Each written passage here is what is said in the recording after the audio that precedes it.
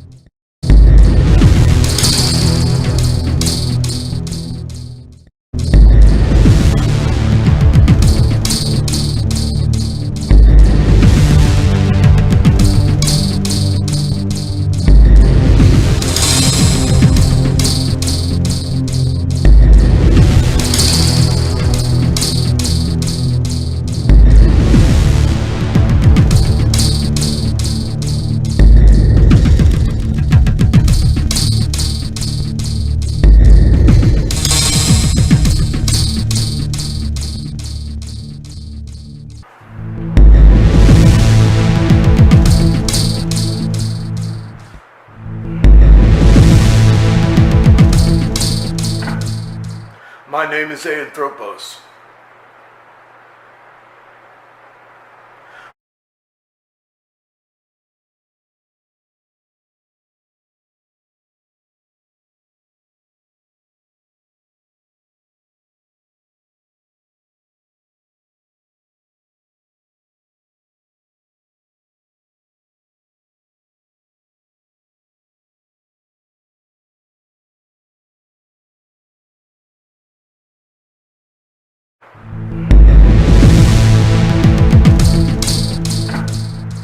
My name is Anthropos. When the people of the world call out to a man such as myself to restore peace, secure our borders, and dispense justice, you'll know that things have gone horribly wrong. In the coming days, we will face a challenge like you have never known before. You will be asked to work for free. You will be asked to snitch on your neighbors. You will be asked to pimp out your sons and daughters. I've got one question for you. Will you fight? Will you fight to take back our way of life? Or will you die like chaff in the wind? If you want to live, come with me. Otherwise, die like a maggot.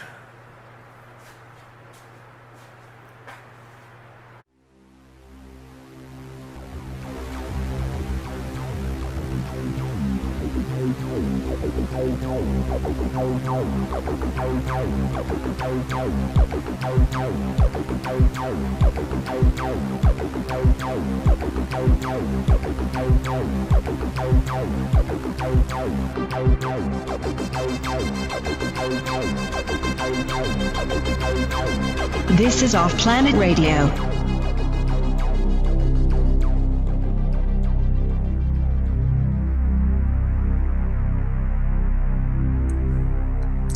Welcome to Off Planet Radio. I'm Randy Maugans. Welcome to the summer of 2020, the season of the witch here in America. It is like a great black spell has been cast over the land. And it's not just here, but it is profoundly dark in the United States right now as this celestial war, this witchcraft spell that's been dropped upon us continues to weave its illusions on people, and people are stumbling bad, man. Hard world out there right now. We've just watched as people have fallen under the spell of what my guest is going to talk about, the Illuminati. It sounds now kind of cliche, but understand that even whatever your belief system is, there is a structure of wickedness and evil that exists in this world. And they're making their play right now. That's what we've talked about on this show. I've talked about it in my Eye of the Needle series, that this is where we're at right now. We're in the eye of the storm. And so it's important to, in a lot of ways, revisit old information, because this show's been talking about things like MK Ultra, the national security state, mind control operations, deep military and black operations for 10 years. And It's the gift that keeps on giving because these bastards don't go away. So if you don't know, I'm Randy Maugans, and we're back.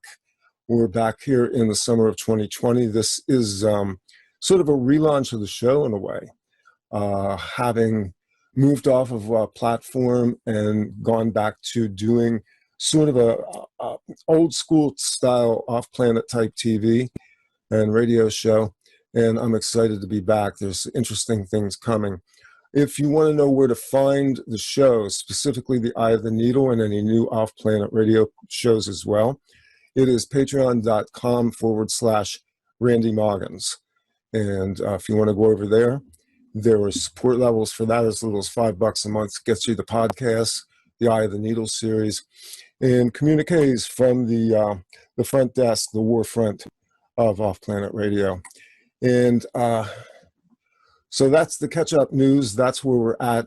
And we're going to go really deep tonight into some interesting information that includes all kinds of supernatural, paranormal stuff, as well as a probe into the deep state. I want to introduce you to somebody I had the pleasure of meeting last year. And we did a show on his YouTube channel. He was kind enough to have me on.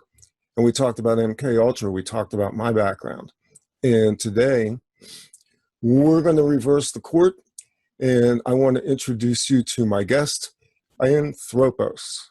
Welcome, my brother. Thank you, Randy. Thank you for having me on the show. It's good to have you on. You and I were kind of introduced by a third party named Christine Joanne Hart, who, interestingly enough, contacted me and said, she sent me your video link and told me that you had basically come out in my defense after this lunatic, Terry Joyce, had begun ripping me apart over this really old web domain bullshit that's been floating around since 2010, and trying to link me to money laundering, pedophilia, all kinds of nasty shit. And you were kind enough to take up the banner for me, and I saw that, and that began a conversation. And really, you introduced me to some interesting information. So we're going to talk about your family background and specifically the shadows of your great uncle, the late Congressman, right? Congressman George H. Mahon. Yes, the late congressional leader. Who was his title, or whatever some people called him, he was the dean of Congress. Yeah. But these world shakers and stuff like that, they just called him the chairman. He was the chairman. He was, in his time, the most powerful person on Capitol Hill. And a figure that a lot of people don't remember from that period. He served, what, like 40, 42, 44 years? I'm fixing to read not a chapter, but a paragraph off of Naugabauer's new book that came out about a year ago about my great uncle. And I found out some more information. No, it's longer than that, as a matter of fact. He controlled every dime of the United States defense budget, and that's Army, Navy, Air Force, Marines, for 40-something years. Jesus. I mean, that's something we don't really wrap our heads around now because of the way power has been reappropriated. Going back, and I looked at, because he has a Wikipedia entry, and I was pretty sure the number was 44 years, but we all know the wiki can be a little shaky sometimes with its information. So just for the sake of the argument right now, we'll say he served over 40 years, and 33 of those years he was the man. He was the go-to man for anybody that was anybody.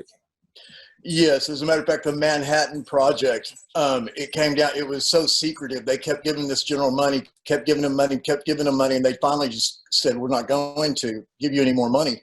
And these were at record-setting amounts of money. And he came and he said, look, we need the money. He said, we'll tell one person, we'll tell one human being. And they, of course, got together and decided that it would be my great uncle. And so they brought him in. He was like the fourth person to know what the Manhattan Project was about, way before the president and everything, because they had to loosen up the money for it. And he looked at all the information, and he came back and assured Congress that it was being well spent, the money was. Now, your family's kind of out of Texas and very much part of what we would call a bloodline. I mean, as I recall reading your book, let's tell people about the book that you wrote. Explain a little bit about that, and that's the source for this information as well. Okay, let's do that. Okay, so my book is called "My Family Created the National Security State," and in parentheses, "No need to thank me." That is the name of my book.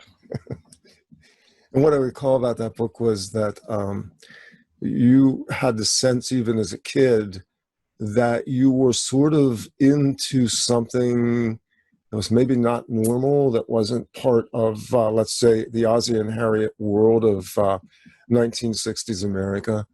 That's correct. Your father was a real estate mogul, and so your uncle basically began his political career in, if I'm correct, the 1930s? Yes. Pre-FDR? He represented the 19th Congressional District of the United States Congress, and he helped form that district. And he ran unopposed all of those years.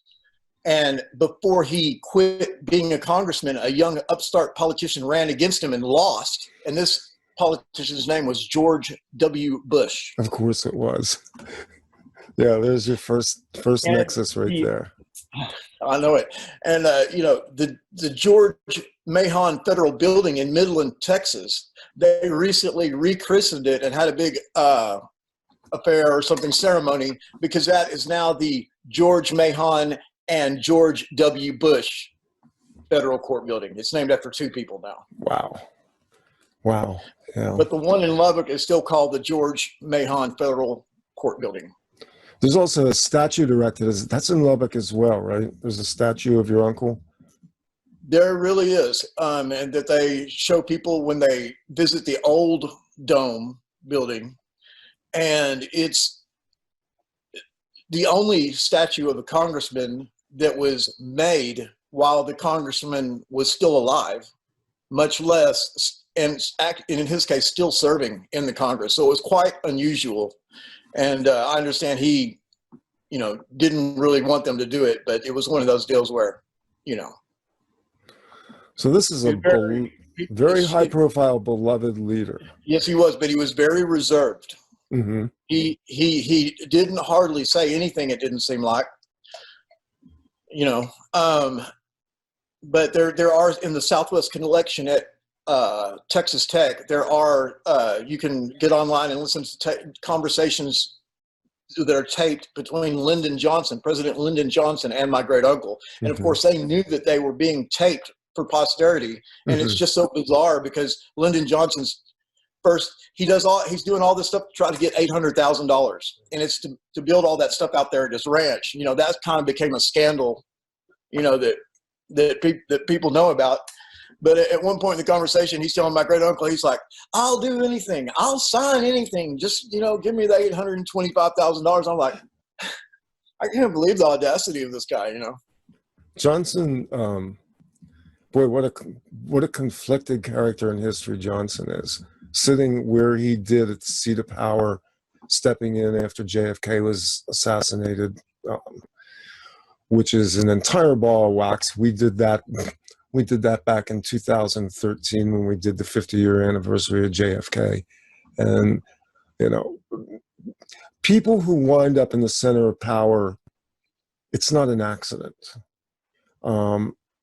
It's not. The selection of people who, like your uncle, and the sense that I get from what I've read and from what you're communicating is that your uncle was very tight-lipped, that he was a man who was not only capable of, but required to hold a lot of secrets, and that in a lot of ways, that is the type of quiet power that really steers the ship of state. It's not the speeches that are made by the politicians. It's not the president getting up and addressing the nation.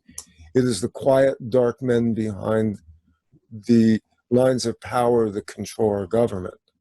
And from that standpoint, it was so interesting to see the material that you put out on your uncle, because it delineates so well exactly how we got to where we are today with this now just massive, what the late journalist Danny Castellano called the octopus, the multi-armed beast that has its tentacles wrapped around our throats. So absolutely. And you know that, Randy, that I come from a family of pharaonic dominators, but I do want to stress, and I think it needs to be understood to try to get the whole understanding of the picture. I come from a family of dirt farmers from Louisiana. Mm-hmm. Dirt farmers working every day, not no money or anything like this, but just a good work ethic, character, meant a lot, and just out there on the farm. And my grandfathers, they had another brother, and he was a blacksmith. And then, of course, my grandfather was an attorney. So how does that fit into where your uncle wound up? Again, this is so interesting when you look at how our government at one time was a government of the people, in the sense that people moved through the political ladder, moving out of, little pockets of representatives, and then moving into Congress, where they then began to gain a critical mass on their power. But yet at the same time, I think sometimes it's not useful for us to have the sense of the shadow government as being these overt Ubermen, so much as these are men who were tasked with jobs, and their jobs happened to be running what eventually became this deep state operation. So unfold a little bit about your family and what you remember about your uncle, and however this plays in, because you have memories of your uncle when you were a kid, right? He died. When did he die? And I would, he died after my grandfather, because my grandfather had maybe a small stroke or something, and he ended up running his car into a deal on the farm, and I think he might have died around 1972. And I would say that Uncle George died between 1978 and probably 1981, somewhere right around there. I think his last year in Congress was 1976. Okay. And so he retired, and then the guy who ran against him the time before that and lost ran and won. And of course, that's George W. Bush. Okay. And my great uncle retired, and guess where he went to work? I might have told you this before. I don't remember. The board of directors for the Smithsonian. Smithsonian, that's it. Of course. Yeah. It doesn't get you better than that, does it? I mean, and this will converge over later on when you and I talk about some of these more exotic subjects, including these elongated skulls and stuff. Yeah. Because the Smithsonian figures in prominently. The people think that's a museum. That's a museum in the sense that they're showing you the history they want you to see. Other than that, it's been basically a way to remove a lot of the more hidden history of the United States and even the world. And there's pictures out there of them, and it might even been you that pointed me to this, of them removing these giant elongated skulls and taking them back. I mean, it's rumored that in the Smithsonian Institute, there are basements and sub-basements, which are secured storage areas for artifacts that we're not allowed to see. Yeah, and probably like the Indiana Jones movie, there's probably people have just forgotten they're down there. I mean, and we also know that they filled that up, and they started just taking these skeletons of giants out to sea and just dumping them overboard into the ocean. Yeah.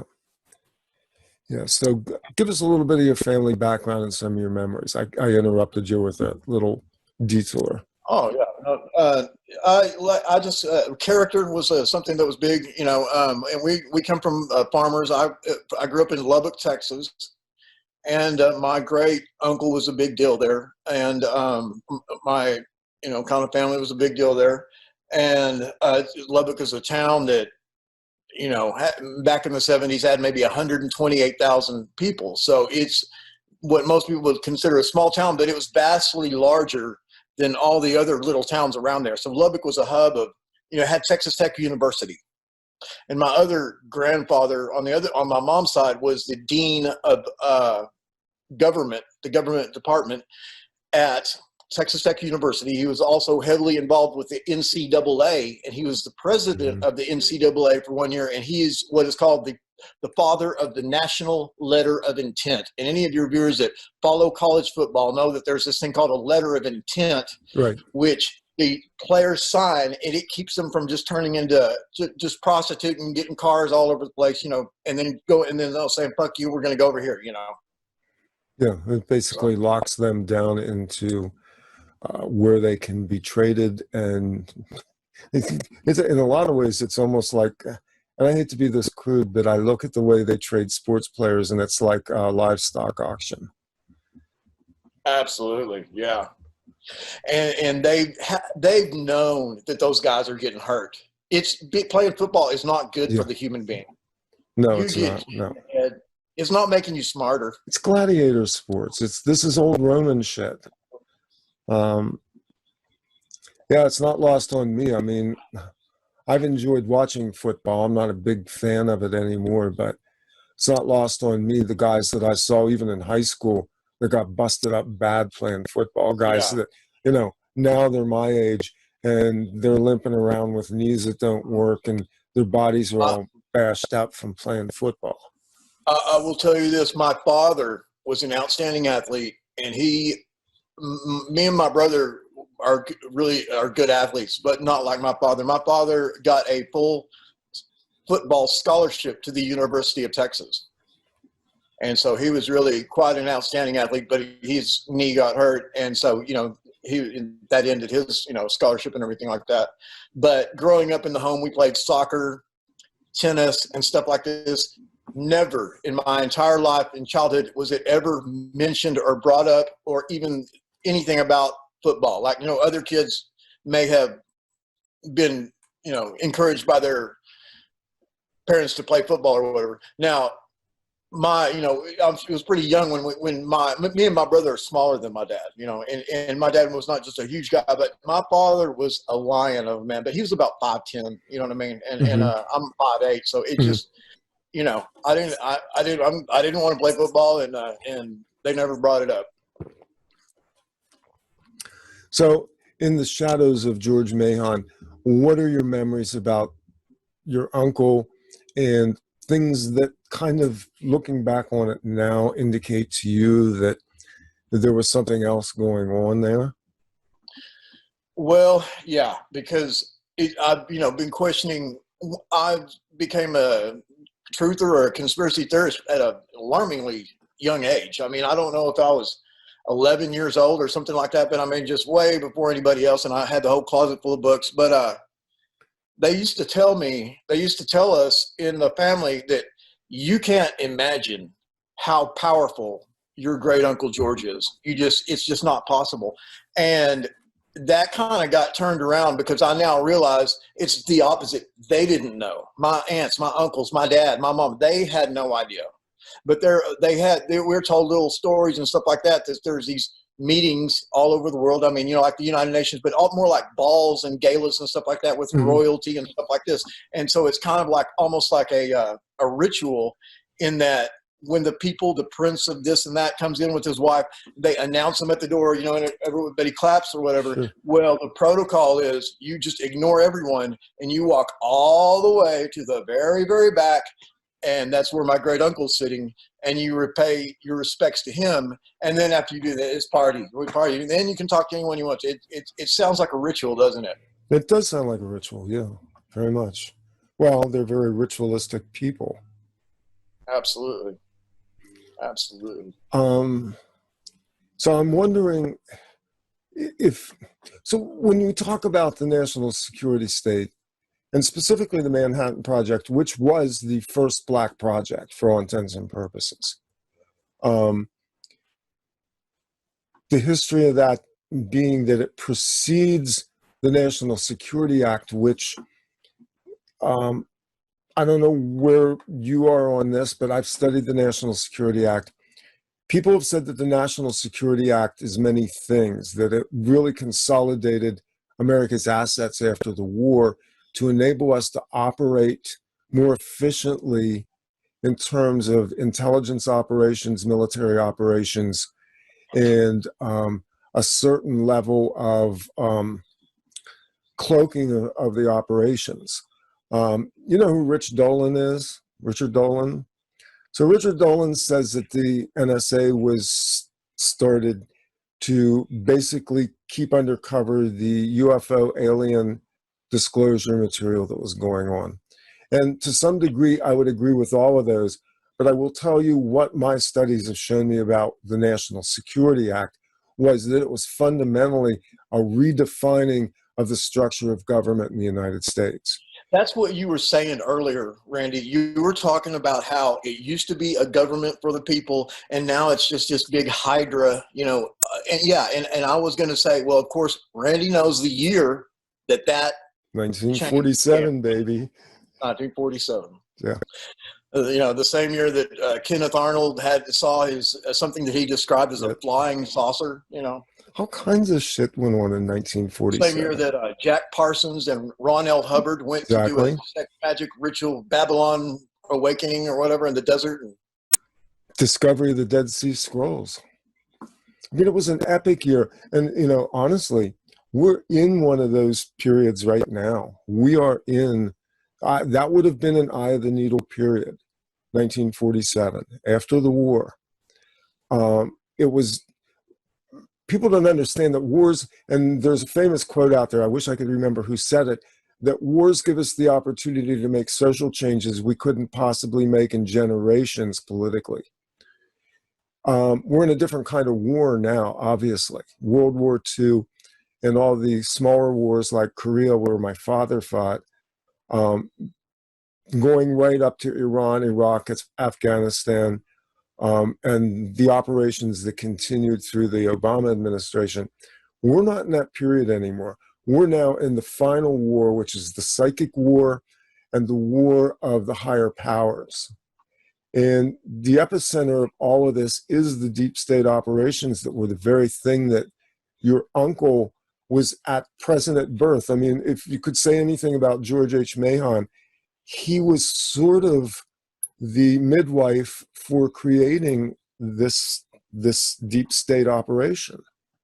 You know, and some people have thought maybe I was going a little bit overboard saying that, you know, he created, you know, the CIA, he created the FBI, he created the NSA. Well, he was right there, and he cut the check. Let me just put it like that. He's the one who wrote the check, you know, and it took many people to create these organizations. You know, some of the things I said were a little bit sensational, but let me tell you, he was right in there with it. You know, I don't think you're being sensational at all. If you go back to the time that the Manhattan Project was started, and I don't remember the exact year, but I'm thinking 41.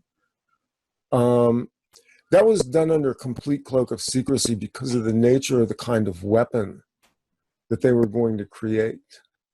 What they discovered, and some of this is history, some of it's known, some of it is tales that have been told over the years, was that they discovered how powerful it was to be able to conduct business behind a veil of secrecy without accountability to congressional committees. Hence, enter George Mahon, the man who's holding the checkbook, the man who is the figure that everybody is going to. And in that period, this became the new way to do business. He really was sitting there on the edge of the birth of the national security state that was birthed in 1947. It must have been a rush, sitting there at his perspective on so many of these meetings and everything, just realizing. I mean, it must have been. William Cooper, Bill Cooper, you know, our friend that wrote the book. And, you know, he, in his most famous book, Behold a Pale Horse, right. He accuses my great uncle of being the man in that book, of being the man who started the dumb bases, the deep underground military / alien bases. Yeah. And in that book, he says that he knew, and then the guy who was writing when he wrote the book knew, and like none of the people in between didn't even know what it was. Bill Cooper is in some ways the reason why I'm here. There's a couple of people that inspired me. Rod Serling, Bill Cooper, and the late great Art Bell were people that I looked up to and respected in terms of what they were doing. All of them with different degrees of fallacy in their accounting, and certainly with Bill Cooper, I've listened to almost everything Bill Cooper ever broadcast. And there are times when I sat and listened to Bill Cooper that I got chills up my spine.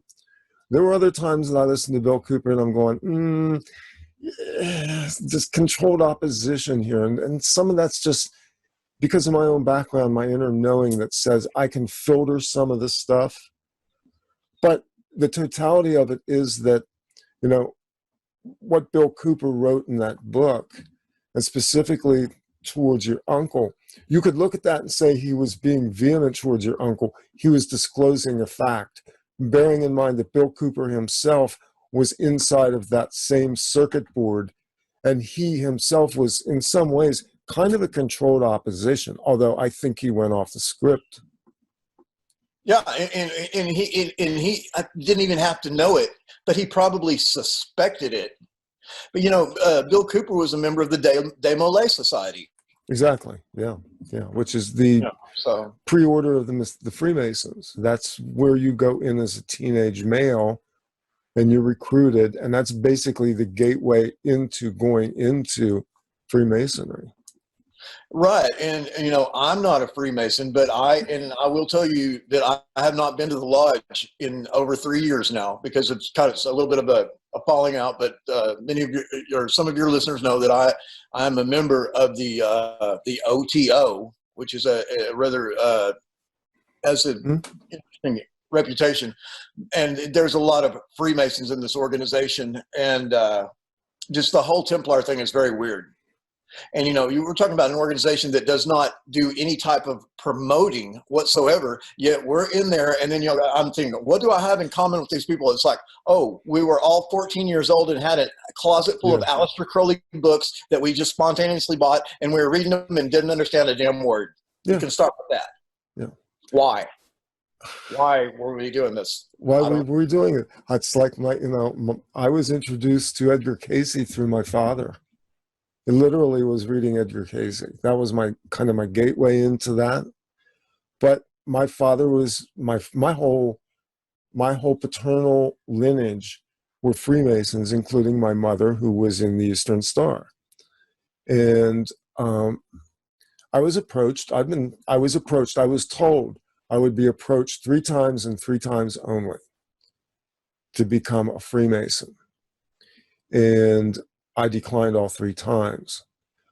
I didn't, and the truth of the matter is it wasn't anything other than I didn't feel like they had anything to offer me. I sort of had an inside view on a lot of this stuff. And I don't condemn Freemasonry per se. I don't condemn the OTO or people who are in other societies and organizations. There's a misdirect here in terms of, let's say, displaced anger and trust. The lodges have been corrupt. The lodges were basically disempowered a long time ago to a large degree. They were, however, and this is according to my grandfather, who was 33 degree Royal Arch, what was the term? Arch, all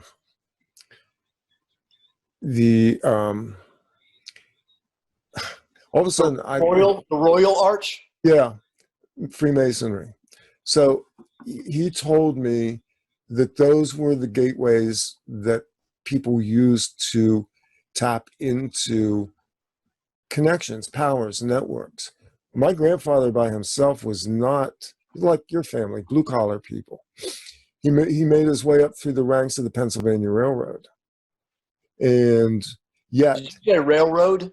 railroad, Pennsylvania Railroad. Oh yeah, yeah, big. Yeah, that's big. Y'all are Yeah, I huge mean, on. that'll come up again in the Ghost Light Trail thing, the railroad thing. But he knew people in power.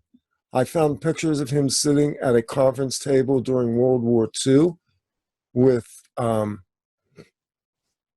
give him hell, Harry Truman. With Harry what? Truman. Oh. Mhm. He knew the Speaker of the House of Representatives. He knew the congressmen and senators in the state of Pennsylvania. He knew political figures that made no sense for a man who lived the kind of life that he did. And I'm saying all this to kind of prime the pump a little bit with you, because again, people misunderstand how these things operate. Even how the Freemasonic lodges operate as well. That there's a lot of interplay between people who you would consider to be common and those who have reached higher levels of power. They have to. These organizations have to interpenetrate every level of society. Exactly. Yes, there are people that are in the Illuminati that are middle class, lower middle class, and in some cases, what we consider poverty and everything. Being in the Illuminati does not mean that you have money. There is Right. a level Exactly. of, yeah. And in fact, having done these shows for over 10 years, I've interviewed a considerable amount of people who come from backgrounds like yours, and people who have been in projects and programs like MK Ultra. Some of them, like yourself, really come from common backgrounds. People that were farm people that worked in the dirt. That's got to be most of the people, because how can you control the masses unless you've got your people in the masses? Well, see, the other interesting thing about that is our perception in this technological society of how we view people who work the land. Not as common and downtrodden as you might think. My grandfather owned a considerably large farm. My maternal grandfather, they were farmers. They were far wealthier than the other side of the family that were hobnobbing with the elites. And It's yet, just a hop, skip, and a jump away. it is. Sometimes it's less than that. This is, unfortunately, we've lost the historical perspective on the people who worked with their hands and worked on the land, and not understood that that's a connection that's very deep, and that they exploit that, they use that. Right. There was some factoid that they had maybe 30 or so years ago, and that astonished everyone. And that is, in the United States of America, your average millionaire drives a Ford pickup. That it makes sense once you think about it. Yeah, of course. Yeah. So what went on in the background of your family? Any stories where spooky things that didn't line up, secret handshakes, stuff like that? No, well, let me tell you, there was the time when we went to see Uncle George in Washington, D.C. And this was in the 70s, and me and my little brother and my mom and my dad, and we took the Capitol tour, and I found out that part of the tour, and this is, I guess, the sacred geometry aspect, but if you go today to the Capitol and take a Capitol tour, and this is the old dome building, not where the Congress meets now, but where they met up until a certain time, and they do the tour, and then they split the tour group in half. The assistant goes over here with these people and go over here. Mm-hmm. And the people whisper. They whisper, and then the people who are in this group over here can hear every word they're saying, every word, but not vice versa. And they say, "Okay, this is where Congressman Mahon sat right here," and they just showed his statue and everything. So they still talking about him in there, and it's just a big coincidence, that just so happens that it's some really sacred architecture. Yeah, it is. All kinds of sacred geometry going on in that place. And that's how they conduct power. I have wondered about mind control my entire life. I've studied it, and you hear the horrendous things about this trauma-based mind control, and so naturally I would ask myself, oh my gosh, because you don't think that you can have your memories erased. And I think, well, I wonder if I have been, a victim of this trauma-based mind control. And I will tell you right now that I've never had a psychic until I had my Kundalini awakening about 3.5 years ago. And I've had several psychics since then, but I have 3 main psychics, and they do not know one another. And they have told me that, yes, I am under some type of influence or quote unquote mind control, but no, I have not been through these horrendous programs like the MK Ultra type trauma-based mind control. That, and I don't know if they're right or if they're wrong, but I get a sense that there's somehow that right was my intuition of you. I'll be very honest, and you actually answered a question that I was going to ask you.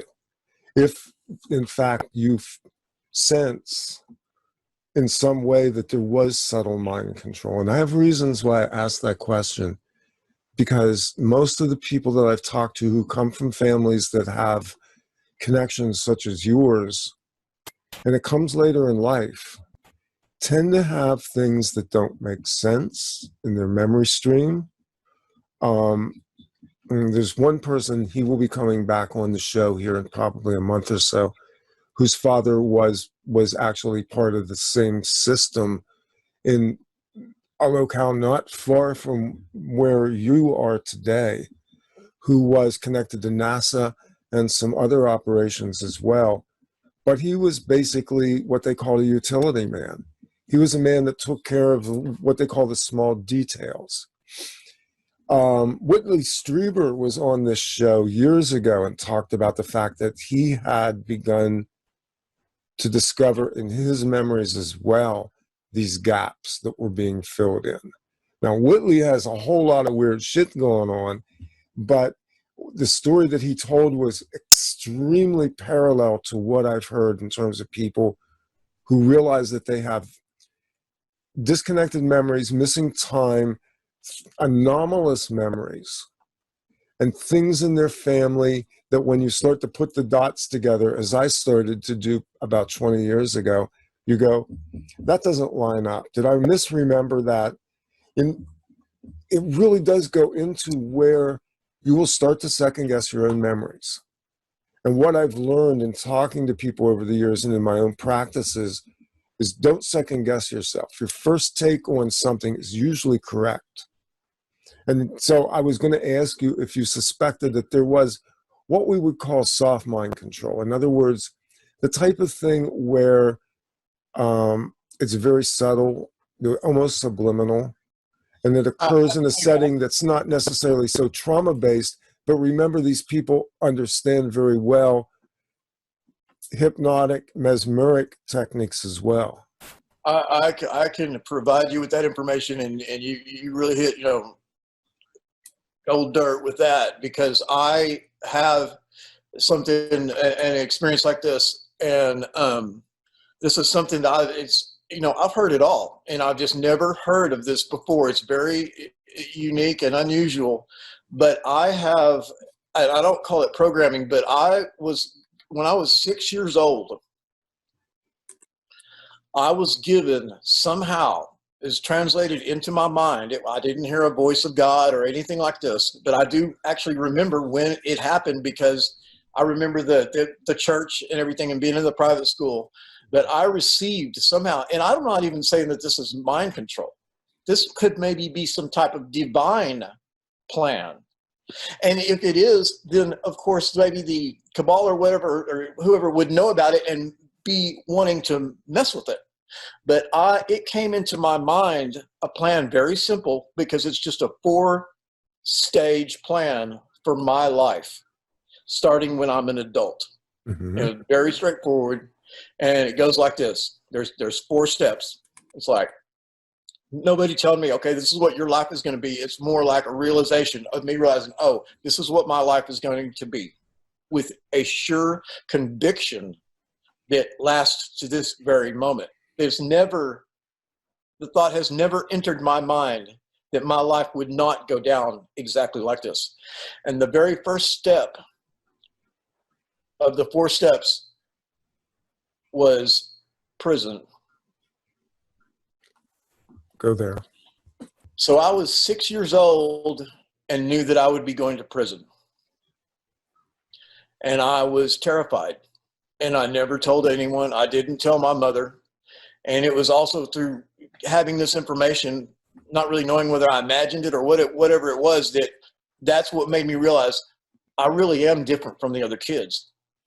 And there was time, other kids liked me, but there was sometimes you do something, whatever. I mean, not fart or anything like that, but we're all social animals and everything. Mm-hmm. But when I did something, sometimes a kid or something like that would get a weird look in his eyes, like they were just like a deer in their headlights. And I thought, wait, they're not liking me right now. And so I said, what did I just say that alienated me from this person? Because I want people to like me. And this is not what it was, but as a child, this is all I came up with. I came up with the idea that I was somehow smarter than the other children. And so I made a conscious decision to try to act not as smart because I wanted the children to like me. Right, exactly. And so the 4-stage plan for my life. Okay, so number 1, prison. Number 2, and I sent you a chart if you want to put it up there or whatever of the stuff I was sending you today. Right, I will.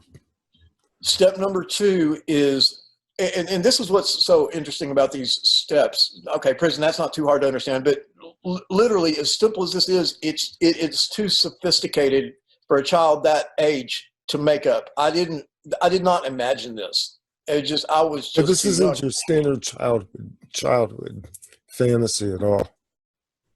That's right. No.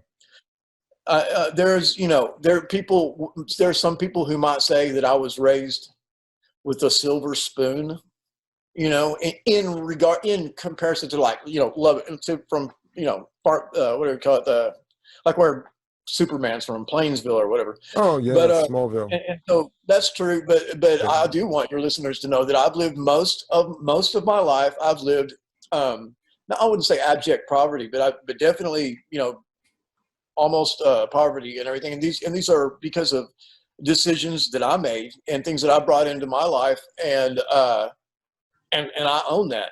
I lived poor almost my whole life because of the way I conducted my affairs, and of course partying and dope and all that stuff too. But anyway, the step number 2 that was given to me is that I was going to be in a biker gang, like, Harleys Mm-hmm. and all that stuff. Mm-hmm. And I have a Harley, and I will tell you, I have never been in a biker gang. Okay. But I don't think I've ever revealed it. I may have hinted around on some before, but I've never really announced this, and I'm really not announcing it now. But I guess I am. I'm not going to name the name, but I am, or let's say I was, because I've what they call laid it down. But I am a made member of one of the most, if not the most, notorious prison gang on the face of the earth. Mm-hmm. And please, if you can guess what their name might be, please don't blurt it out. I can say that I've got mad love for the brothers. They're still my brothers. Mm-hmm. And and so in my estimation, that fulfills that. No, I was not in a biker gang, but yes, I was. And in a way, you're in it for life, whether you lay it down or not. A member of a prison gang. Exactly. Okay, that's step 2, and that brings us basically to step 3, and that's where I'm at right now. Halfway through the list, and this is another one that's maybe a little bit hard to understand, maybe not. Step 3 is, or the way I understood it when I was a child, that I'm going to be a rock star. I mean, I always wanted to be a rock star. I played in rock band and all that stuff. And it was just so great. And I don't think that a man my age is going to become a rock star. But let me tell you, there's a lot of things going on right now that we never would have thought would happen. But I think what's going on is you're in right now. interfacing with a human being, a man who, in my opinion, is in the process of becoming famous. And as a matter of fact, in some small way or in some great way, you're helping me do this right now by introducing me to your viewers. You know, you got one of the most well-known people on the truther movement, you know. And so thank you for having me on your show. And, but you know, and what is fame? You know, one person's fame is not you know, it's all subjective. It's not fame. It actually is, it's having a reputation. And that's something that I was raised to prize very much. So it may not be a large audience, but it's my audience is solid. The people that listen have been here for years. They've got loyalty. You know, I'm as good as the people that listen to me and hold me accountable, which is important. But it's interesting that you're talking about this because, first off, what is fame and how do we achieve it? We know what the price of fame is in the mainstream. We know what Hollywood is like. We know what the rock music industry is like. I mean, I've been through parts of the music industry. I dabbled in it. And when I saw the dark side of it in 1979, I went, no. So never going to be a rock star in this life, but we're all rock stars in different ways. So that's kind of interesting. Yeah, and another like interesting side thing about that is I'm a producer of music and EDM music, and I have like the best gear. And I went to college for this, and I've been working at laboriously. I work 4 or 5 hours a day on my music, and I have come up. I've got some #1 hits right now, and I'm working with a guy who's my mentor in college, and he happens to be one of the biggest producers in the nation, but not of music per se, but of television commercials. Okay. And so we're actually pursuing a lady in Dallas. Let me tell you something. You do not want to despise the royalties that come from music that lands on TV commercials. Those mechanicals are very lucrative. And this is why now, it's so prized. I mean, for years, the Beatles didn't license any of their music. And then I guess in recent years, the estates have discovered, boy, there's some real money here. So they've kind of allowed that to go out. But EDM itself is very interesting. Boy, that's a whole separate subject that we could do. And maybe with your permission, what we'll do if I can is we'll take a piece of your music and we'll use it when we bumper out of the show. That's a great idea. Yeah. Yeah, we'll do that. We'll bumper out with that. A good idea. The EDM industry right now it's a completely different model than what we had with rock and roll, because of the way charts work and because of the way music is created, licensed, produced. I'm never sure anymore whether someone's a producer, a DJ, an artist, or if they're just all three. And all the lines have become blurred now because producers and DJs and writers, and this comes out of hip-hop culture as well. There's so many people that are working to bring this music forward. It's a completely different model than what we had. The old model, which was rock and roll through the 60s, 70s, 80s, 90s, was really based on the old music publishing business, whereas this is much more built around dance music and the hip-hop culture, which is basically freestyle, just creating beats and creating all kinds of beds, and that's pretty interesting. Yeah, I think the difference is it's interesting because producers and DJs use the same equipment, kind of, but DJs use desks and decks and stuff like that, and producers are more of the DAW, the computer-based, and it's Sure. it's all mixed up now. Yeah, I played around with some of this stuff. I had a few synthesizers sitting here, some drum machines. I mean, I play guitar. Actually, I played guitar, bass, and keyboards at different times, but I really like playing around with beats and loops and just for fun. Yeah. Arpeggiators, yeah. Absolutely. Samplers, pretty interesting stuff.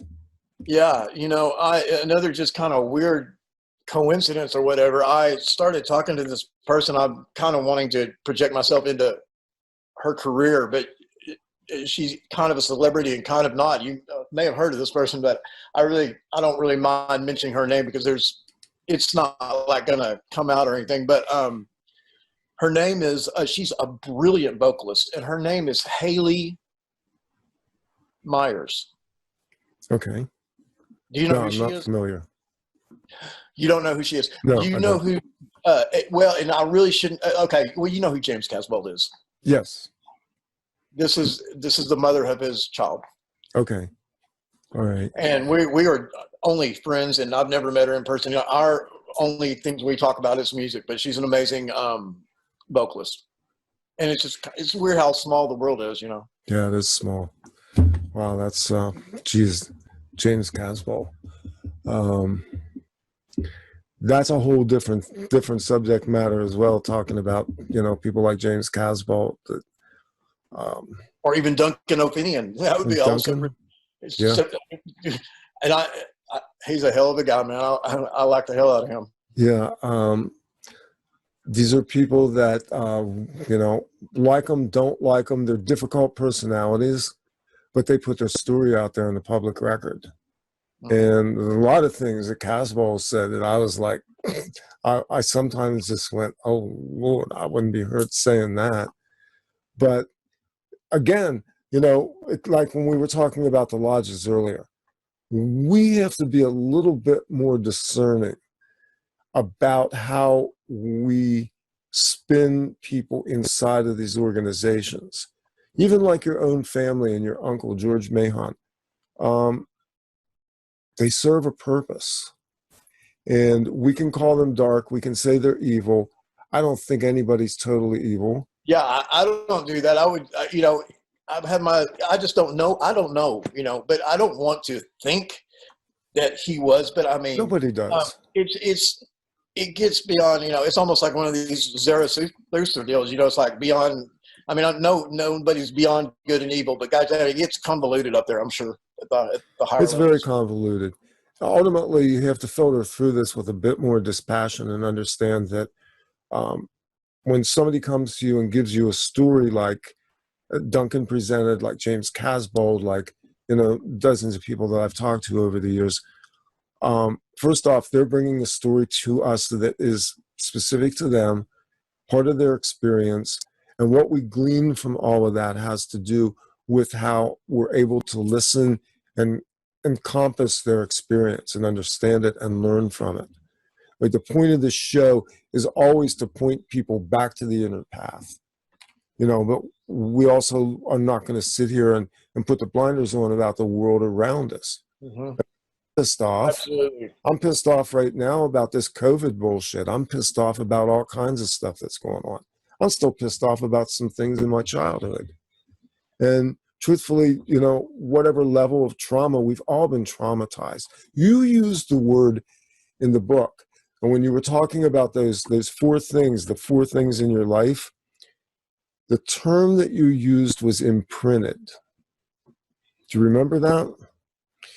That's an interesting way to look at it, because an imprint is basically something that you're not fully aware of it, but it sits there. It's part of, you would call it programming. Yes. For instance, at any time in your life, if you've seen The Wizard of Oz, you've been imprinted. Programming. Yeah. For sure. Purposely imprinted. And if you've seen The Wizard of Oz played to the dark side of the moon, you've taken it to a whole other level. Yeah. Probably taken acid at some point in your life. Exactly. Which brings me to, we'll talk about this and we bump over into the second segment, because I know you had an experience with a shaman and some ayahuasca, and I'd like to ask you about that as well. We're kind of bumping up on the first hour. This went really fast. Is there anything we didn't cover that you want to cover in this hour? Anything you want to put out? And then obviously let people know where they can reach you, find you, and access your various enterprises. Well, you bet. I've got a website called youdon'tknow.io, And then I've also got a YouTube channel called You Don't Know, and that's youtube.com/C/you don't know. Okay. But I was just in closing about George Mahon, just a couple little things. I don't want to get into these different experiences, but there's been some kind of, seems like maybe imprinting times in my life that had to do with a bright flashing light. And I can tell you what these times were and when they were, and there's some weird things going on around them. But when we did go to the Capitol, one thing that anyone can do, if you're the constituent of a congressperson, you can go in there and have your picture taken with your congressman. And I don't know how that usually goes, but it just so happens we were separated from our parents, and it was me and my brother, and we were told to come. We were ushered in here into the outer office of George Mahon. And then, so here we are. And then here comes the photographer, the staff photographer for the congressman. And then here comes our Uncle George. And he's a very tall man. And we were, 6 or 7 years old or something like that. So what they did is and we were wearing suits, our little 70s suits. And so they put us up on the desk. And so he's next to us, because we're standing on his desk. And we took some pictures and stuff. But at some point I got brave. And what I did is, well, let me just tell you like this. A couple weeks after the photos deal, this was back when they developed film and stuff like that, my mom came to me. She said, "Oh, you're in so much trouble. You're in so much trouble." I said, "What?" Acting like I didn't know what it was. And she wouldn't tell me what it was, but when your dad gets home. And I think I didn't actually get in trouble for that one, but they got all the pictures back. And in one of the pictures, we're sitting there with George Mahon, and everything like this. And I'm holding up the peace sign. I'd seen it on TV, the hippie sign, peace. This 1967? Is that when was this? When was this? When was this? Was this in like the 70s? No, 76.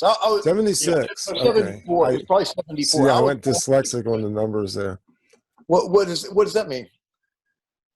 This. Yeah. Peace sign. Okay, yeah, right. But if you're a Winston Churchill, it means victory. Right, with victory, yeah. But it's also. No, another thing is it's the Roman numeral 5, okay. And so this is an Illuminati reading gesture or whatever. And so I did think, years later after I learned these things, I was like, wow, I naturally put up the Illuminati sign while I'm there with my great uncle. That was kind of weird, Interesting.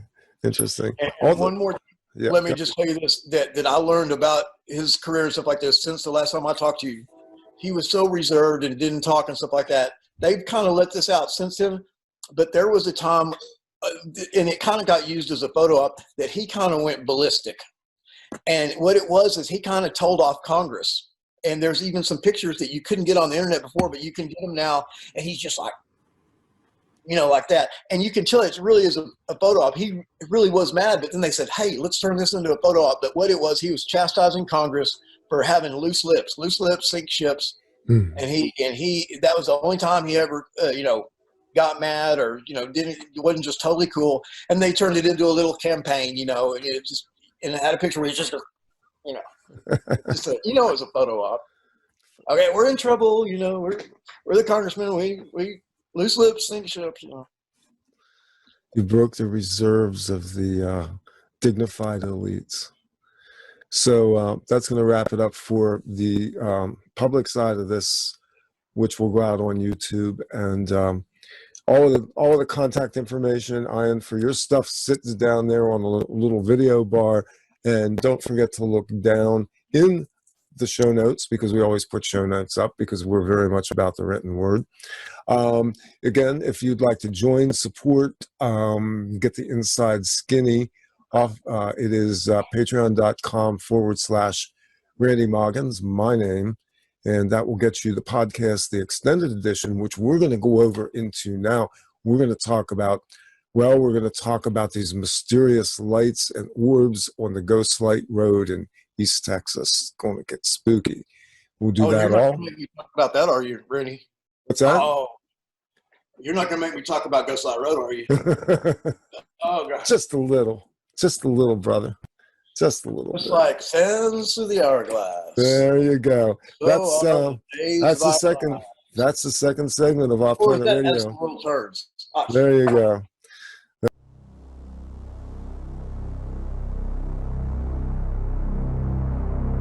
This is Off Planet Radio.